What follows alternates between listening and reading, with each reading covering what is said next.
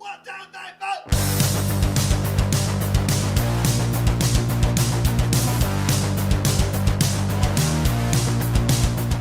And good evening, MixTapers. Thanks for coming and hanging out tonight. We are absolutely honored to have joining us all the way from Baltimore, Maryland, our new friend, Shawna Potter of War on Women. How are we doing tonight? Hi, I'm good. Can you hear my dog chewing on her bone in the background? No, and if we did, it's totally fine. This is a pet-friendly broadcast. Oh, good, because I'm sure you'll hear some barking at some point too. Oh, that's absolutely fine. That's just the magic of doing these remote interviews. That's right. And as always, with me, my lovable co-host, Dylan Willoughby. How we doing, Dylan? Hello? Oh, you know, living the dream over here, staying warm by the fireplace on the television. I'm sure it's a pretty cold day in the middle of May in upstate New York. Always. You never know what you're getting in upstate New York. Oh, man. Shawna, for those of us who here on the MixTape that may not be familiar with War on Women, tell us a little bit about yourself and a bit about the band. Well, we're a feminist hardcore punk band, and we've been around about 10 years now. And I sing for the band. I have a podcast called But Her Lyrics, where I talk about political lyrics, but especially war on women songs. And I also have written a book called Making Spaces Safer. And I do bystander intervention trainings, and I teach venues of all types to become safer spaces. And I created the Safer Space program here in Baltimore. That is phenomenal. Wow. Very, very busy individual, obviously. Wow. I definitely want to get into talking about the book and also about making venues safer, because that is a very important conversation on let it be from how you interact in the crowd or how you interact personally with people. It's a very important conversation to be had, especially as someone who is myself, half my face is titanium because of good times at shows. Really? Yes. Oh, my goodness. Gotta love the hardcore scene in Worcester, Mass, but half my face is metal. So being aware, you know, especially just as physically in the space that you're doing, let it be how you're, you know, reacting to the music and where you're reacting to the music and things like that is very important conversation to have. You know, and then obviously with the way that individuals conduct themselves at shows, which was, I'm sure, a major part of your book's topic. Yeah, I mean, the bottom line is everyone deserves to have a good time. Like, I want everyone to have a good time. I'm not trying to take away anyone's good time. I just want everyone to have a good time. And a lot of times that means reading the fucking room, you know, if you're the Being only considerate one of those around you. Yeah, if you're the only one making really big, loud jokes, that's in quotes, that are actually like racist or sexist, like maybe knock it off. Or if you're the only one in a pit punching whatever gets in your way, maybe knock it off. It's just about reading the room and making sure that everyone has the chance to be themselves, be their full selves, and that people know how to respond when some shit happens, because some shit inevitably does, because we're human. Absolutely. You know, and as somebody who's hence brought a first aid kit to every show he's been to now since his face injury, it's just one of those things that we can do to how what we know from our own background to help make that space safe for every single person there and attending. I don't know how many times I've done some emergency first aid in the back of my Subaru at a show because somebody had gotten injured because they're just not thinking about how they're conducting themselves there or other people. So, but wow. That's it's unfortunately, especially the physical injuries. It's a part of punk and hardcore and metal, you know. And if you're in the pits, it's kind of like playing Russian roulette with. It's eventually going to happen, you know. You know, not everybody gets 20 years through a pit life without a single injury. If you have, then bravo. Yeah, congratulations. I mean, I will say, just to make it clear for anyone watching or listening, the book is not about mosh pit etiquette. No, I know that. I absolutely know that. Okay. Yeah. No, it's about identity-based harassment in general and what everyone can do with the power that they do have, whether you're in the audience, on stage, or you're a worker. And I've been each of those things at different times in my life. And so it's just, what can you do to make sure everybody has a good time? Pit or no pit? The coffee Absolutely. shop, library, whatever, wherever you are. Whatever space you're sharing in this community, in this world that we live in right now. So, oh man. So you're obviously, you're an author. You had mentioned your podcast as well, but her lyrics. Tell us a little bit about your podcast. Yeah, I'm having a good time with it. I started it in order to promote a War on Women album during the pandemic when we still weren't playing shows. Our last album, Wonderful Hell, came out in October 2020. And we were like, I don't know, we'll see. So I was like, well, what am I going to do? I'm still at home.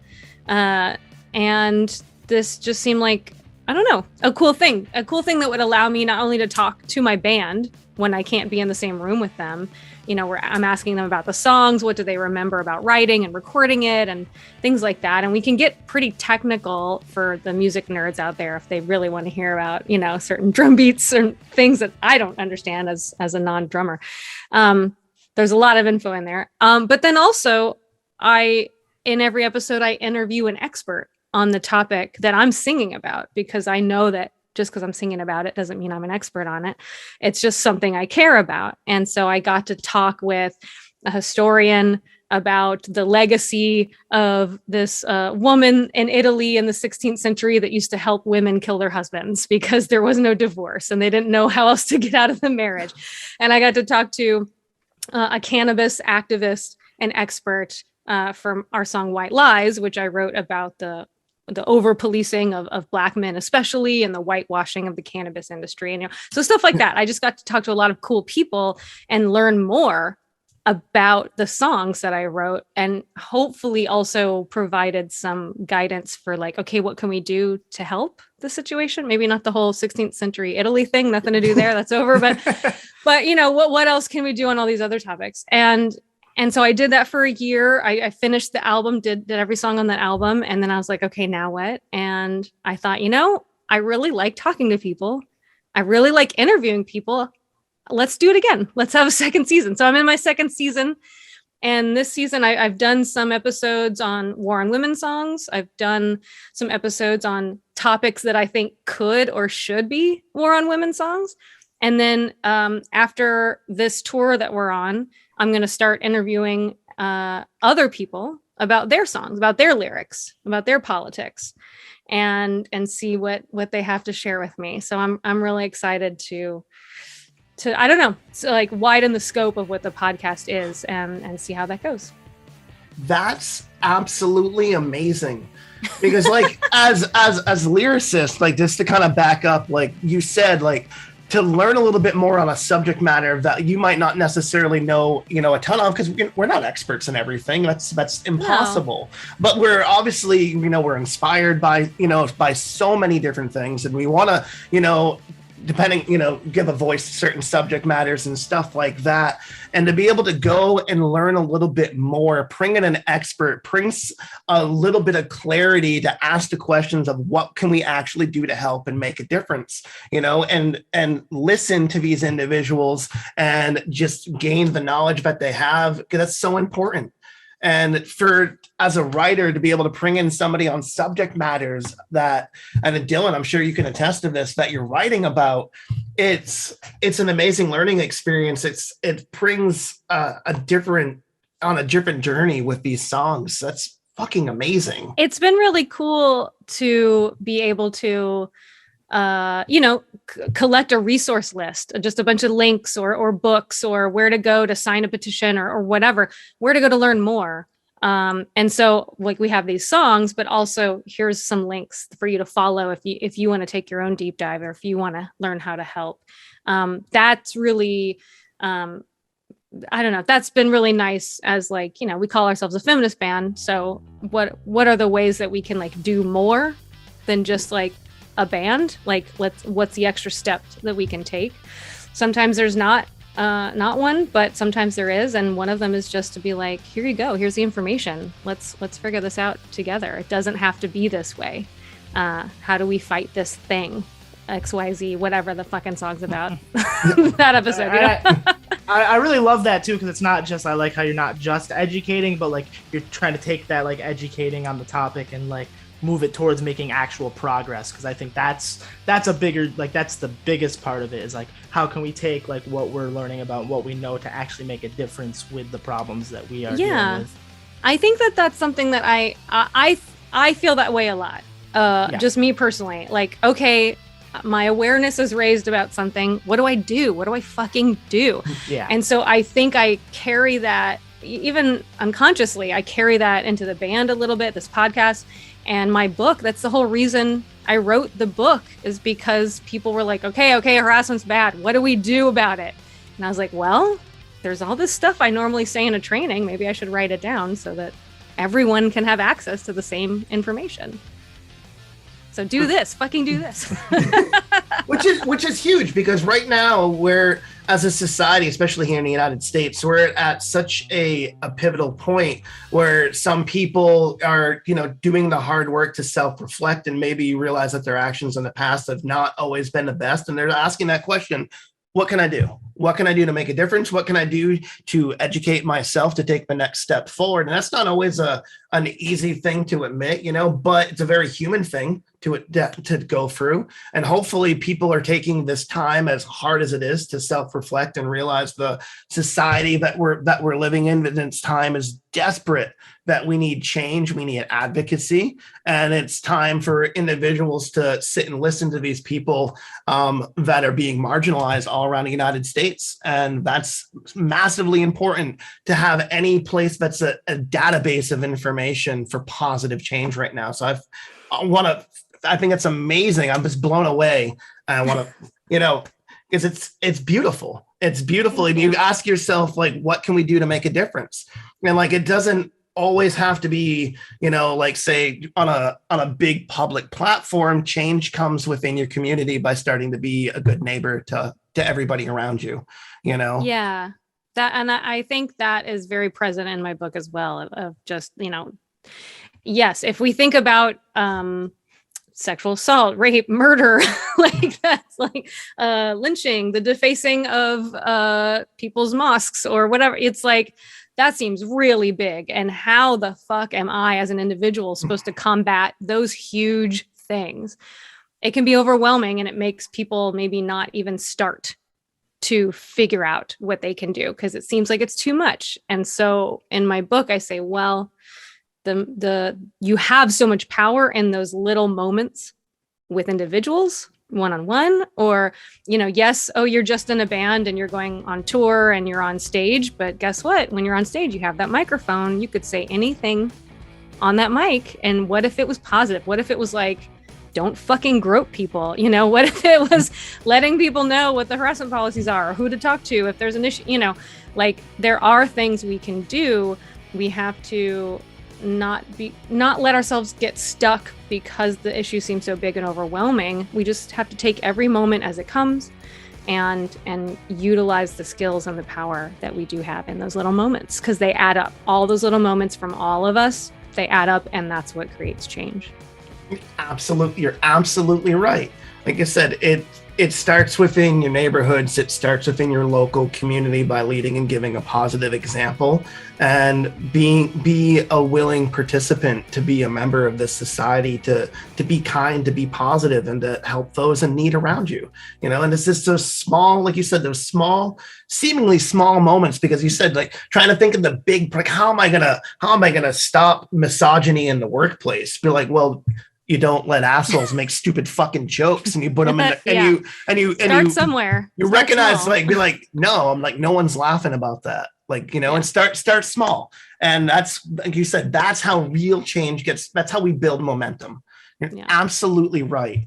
And you've been building this momentum, you said, for almost 10 years. You've been obviously, a part of the Baltimore scene. One of my favorite parts of Baltimore is blurry back there is obviously John Waters' love right there. Oh yeah, everybody loves John Waters, that's for sure. Obviously, as all people from Baltimore, the deep love for John Waters, the king of filth. One of the big reasons I went to film school in the first place is because of him and his dirty, dirty movies, which I love so much. Absolutely love them. But so you've been working hard, these last 10 years, obviously major social, activists in your area, and with the band, releasing 3 albums, full lengths in the last 10 years, and it said most recently, Wonderful Hell, which just dropped last year during COVID. But you got to go out and actually get to play, because that's actually how the first time I ever got to see you and Dylan. It was a back-to-back. So this is how we discovered you. Okay, it was lay it on me. He discovered you on a Friday night because you were playing with his favorite band, Alkaline Trio and Bad Religion, in New York. Where in New York did you see him do? In Buffalo. Buffalo, yeah. We actually met that night, and I actually brought this up to you. And I was like, let's do it. Let's chat. Yep. And then the following night in Worcester, Massachusetts, same exact thing. And we're like texting the whole time. I'm like, holy fucking shit. I'm like, you're so right. Like, blew me the fuck away. Blew away the energy. Stage presence, just the way you command with the microphone and spread the message. I just absolutely enthralled by it. That's lovely to hear, because it's like, I took 2 years off and I was like, can I physically do this anymore? And I had tickets to see you guys on the original announcement of the tour. I was so the original tour with Alkaline Trio and Bad Religion was scheduled for March of 2020. Yeah, I was supposed to see you guys like April 10th or something like that. I was like, that got canceled. No. Yeah. But we it was hard, but it had to be postponed a year. And for me, Bad Religion, that's my favorite band, and that's where it has been for years. We got to the night that I saw you guys was actually on Dr. Greg's birthday. It was his birthday that was on tour, which is a very wonderful moment. And and just getting to see them live, one is amazing. I've actually got to film them a couple of times in my video career, which was blown away. But as someone who, a punk rock musician, getting an opportunity to tour with 2 massive bands like Alkaline and Trio and Bad Religion, especially coming in from COVID, what was that like? I mean, yeah, it was a big tour. And so there was a lot more, I think, preparation that we had to do beforehand than we're maybe used to. Like, there's a little, smaller stuff you can just be like, we'll throw it together. It's fine. But one, we wanted to actually sound good after not having a regular schedule for so long. So we wanted to practice a lot and be good. And then we wanted to have a bandwagon, which is a very small tour bus with bunks, so that we could avoid having to do hotels and staying on our friends' couches, which is what we normally do. We didn't want to get anyone sick or have someone get us sick. And a tour that long, it was almost 2 months. You got to be diligent. You don't want to cancel any shows. You don't want to fuck up the tour. You don't want it to get cut short. It's a long stretch to try to stay healthy. So we wanted to stay as insular as possible. And so that was a first for us. Like, we had that when we did Warped Tour, because it's kind of like a necessity. But this is the first just regular tour where we had a tour bus, and it was luxurious as fuck. And I'm like, how spoiled am I? We're back in a van now, which is where it feels most comfortable. But I'm like, damn, that was nice. I will always look back on that tour as like, how fucking lucky were we that we got to sleep in bunks? It's the creature comforts, especially with the stress of COVID and everything like that. Yeah, that's why I don't normally. I feel like really uncomfortable talking about anything positive that happens to me. I feel very like, well, I don't want to make someone feel bad, or like I don't deserve to brag or something. I'm working it out with my therapist. Don't worry about it. I'm fine. But I almost feel like, well, it's fine to talk about how awesome it is that we got to have this bus, because the stress of the pandemic, I mean, it's still fucking wearing on me. Like, I'm still not doing great all the time. And just the idea that I could go back to the same bunk, the same bed, my shit was always there. I knew right where it was. It was a familiar little space. I could shut the curtain and just watch BoJack Horseman on my phone, like that is what I needed to like decompress every day, because it is weird to, going on tour. One, we do it because we love it we need to. What the fuck else are we supposed to do? I've been doing this our whole lives. But so you're putting yourself out in these like public situations, but then you're trying to stay super, super safe. And that's like, that juxtaposition is really hard mentally, just knowing I'm putting myself in a dangerous situation. I'm just trying to be as safe as possible, but who knows what's going to happen. And that's going to be every tour from now on for the foreseeable future. So anything that can make it mentally easier, I think is going to be beneficial. And I think the goal is just to make sure that you're not just like drinking those feelings away. Yes. That it's something more healthy Absolutely. and productive. Yeah. So I have my cross stitching stuff that I bring with me on tour so I can like keep my hands busy and stop doom scrolling. And I got a weird, I don't know what you would call it, but it's like this like weird wire thing that I won at Dave & Buster's when we were on the Bad Religion tour. And it holds your phone for you. It's like a neck rest that it like loops around your head. Like a harmonica holder for your phone. Yes. It's like that. Amazing. And so you can be sitting and position it. But you can also lay down and it kind of stays up.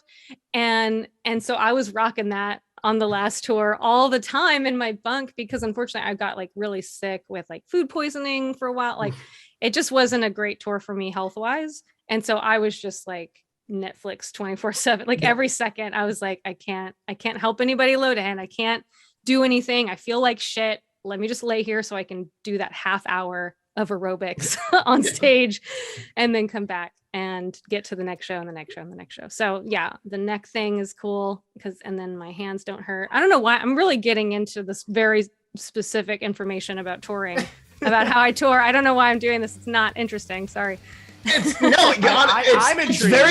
very human. No, it's very human. And that's the thing that, we gotta realize, that all of us are human and we find those little comforts, especially during COVID, how we maintain that comfort in a space and one, having a space that's your own, that you're returning to, that is a constant it's like home base. It's like, okay, I made it back here. Now I could restart and I could do it again, and for me, it's like, however you want to call it, for spoons or energy, like I only have so much energy for this. And then I get back to my home base and then I can mentally recharge and do the things that I need to in order to keep moving forward to tomorrow. Yeah. And that's massively important, no matter what you're doing in life, but to have that comfort for tour and those little things that make you feel good at the end of the day, that's huge, so it's a very human thing. So it's not that it's not interesting at all. It's a very human thing to go through. I think it goes to show that I don't talk to very many people these days unless I'm on tour, right? So I'm just excited to tell you some information. Yep. I do the same fucking thing. So you can, honestly, you want to hit us up and chat anytime. We're obviously we're all about it. I honestly never stop talking most days, and I think, I'm thankful. Tell me about it. I'm thankful that my wife and Dylan are both like super receptive of that. Although I probably talk to Dylan more than I talk to my wife. And we don't even live in the same state. No, he's in New York. I'm in Maine. It just the conversation never stops. I was kind of worried. Like I only talk to my dog really, unless I'm doing a training or an interview or something, obviously I talk to my dog or I'm quiet and I was worried, cause there's a long period of time between this tour and the last tour. And it's like, I'm always worried. Did I lose my voice? Am I going to be okay? Like, am I warming up enough? Like, so I have to ramp up before a tour and make sure that I'm doing vocal exercises and warm-ups every day for at least a couple weeks before the tour, just to make sure I haven't totally fucking lost my ability to sing that hard for a half an hour, And not even so much the ability, but like the mental confidence that goes into it in performing as well. Yeah, it is so much different to sing perfectly than it is to play guitar perfectly. Like I can practice the guitar. I can tune it if it's out of tune. That is so much different than just like, my head's not right. I can't sing well. It's like brain, come on, talk to the throat. Let's do this. Sometimes it doesn't work. So yeah, it's very mental. It really is. It really is. And before I forget, because it's right on the back of my head and it's gonna bug me. What's your dog's name? Oh yeah, grabbing Rosie. me now. Rosie. Rosie the rescue. Rosie the rioter. Yes, adopt, don't shop. MixTapers. Yeah. Yes. Definitely. Yes. Yeah. If anyone is a member of my Patreon, they get a lot of Rosie content and they know all about her. And so if you want Rosie 24/7, sign up for patreon.com/Shawna Potter. Oh, that I'm gonna have to check into, honestly, because there's other stuff too. If you're I'm sure but I am, and my boy is passed out on the couch with the missus right now. They just went on a huge walk because it's beautiful here, sunny day in May, and he's asked out. Usually Buddy would be up here. We just got him last year. He's an 8-year-old golden doodle boxer mix. Whoa. Yeah, there's the boxer threw me off. He's a big boy. He's like 90 pounds. But is he dumb and happy? Oh yes. Okay. He's the sweet. Yeah, he's the sweetest. You'll see him. He's all over our social media, and he'll be in the live part of this episode. He's usually hanging out with me. But we can sit here and talk about our pets all day, which we can totally that's a different episode. But we should do that. We should do that. Have a big Punky's pet parade, an entire episode. I like it. I'm down for that. But as you mentioned earlier, so you're back out on the road right now. You're out on the road with Good Riddance, which is definitely exciting. Kick-ass band out of Santa Cruz. For those who don't know, check out Good Riddance. Are they still on Fat Wreck? Yeah. Okay, that's what I thought. Okay, and then you're also playing with a good friend of ours at a mixtape here, Teenage Halloween out of Jersey. Oh yeah. Yeah. Cool. Yeah, Luke was actually one of the very first guests on our show back in season 1, like 2 years ago. They are fucking awesome. Oh, rad. I love Teenage Halloween. This tour is only like a week long or something, but we have like 3 different opening bands. Like everyone's doing a couple days and then calling it. So that's kind of cool to just be able to meet a lot of new different people in a short amount of time, especially after, like you said, you haven't been talking to a lot of people. Yeah, we're squeezing it in, you know. That's awesome. It's like, and then we end the tour in Canada. The last few shows are in Canada, and we end it at Pooza Fest on my birthday. Oh. So it's gonna be a fun Canadian birthday time. Oh, thank you very much. I've had one really, really wild. It was really close to my birth. It was right after I turned 18, and because I'm in Maine, and went to Quebec. And it was very, very, very wild. The young me will never forget the parts that I remember. I'm definitely, I'm getting up there in age, so I'm definitely already thinking drink water, even though it's like days away. Don't forget to drink water. And we got hotel rooms for that night. We splurged so that I could just, stumble back and have a place to rest my head. And that's what it's all about. Leave it off. Yeah. I feel that I turned 37 a couple of months ago. I'm very proud that I've made it this far. I really am. If you would have asked me, 10, 15 years ago, I'd be like, oh no, not the. So it's a milestone. I think it's like levels now as I get older. I'm like, I'm level 37. Like I've earned this fucking shit. Oh, nice. I like that. So obviously you're out on the road again. What is coming up next for War on Women? What can we expect for kind of a little bit of the rest of the year here? Well, there's some stuff later in the year that's unannounced. More touring, hopefully. I know in the late summer, we're gonna go to Europe. So cross your fingers, everything is safe enough to do that.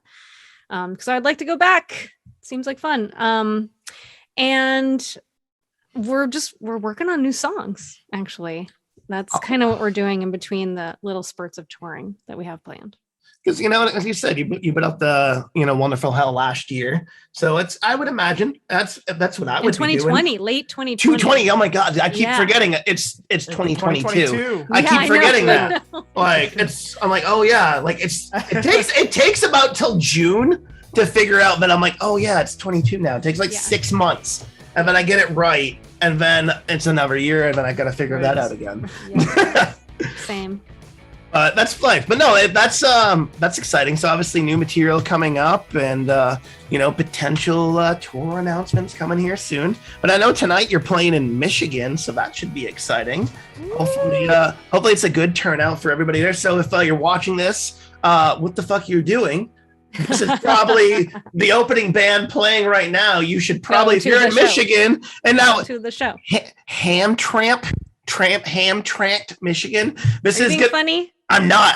I'm not. This is the Illinois. No, that's the name. HAM. It's in the club. You're playing Smalls tonight, and HAMTARM.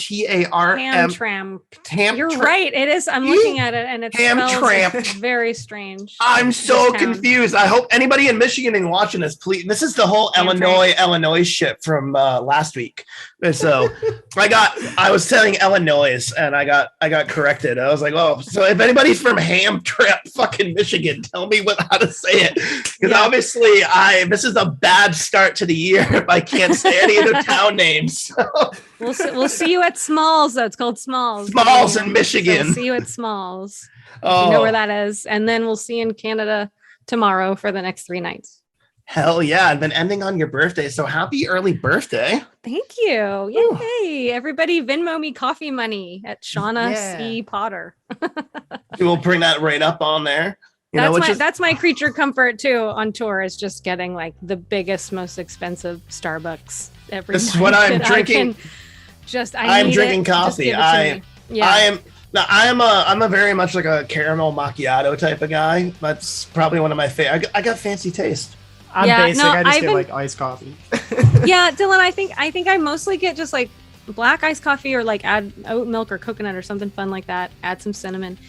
And then, but on my birthday, whenever we've been on tour on my birthday, I'm just like, throw extra shots. Let's get whipped cream and let's do everything. Like, it's not vegan, which I normally am, but I'm just like, all right, one day where we can get caramel syrup up in there. Let's do this. And it's a little treat for yourself. And that's actually what's in here is this caramel oat milk creamer. It's delicious. Because I am lactose intolerant, so I have to be careful with the coffee. Yeah. So that is not an exciting conversation. Yeah. Okay. We'll skip past that. Cut that. Remind everybody about the Venmo and moving on.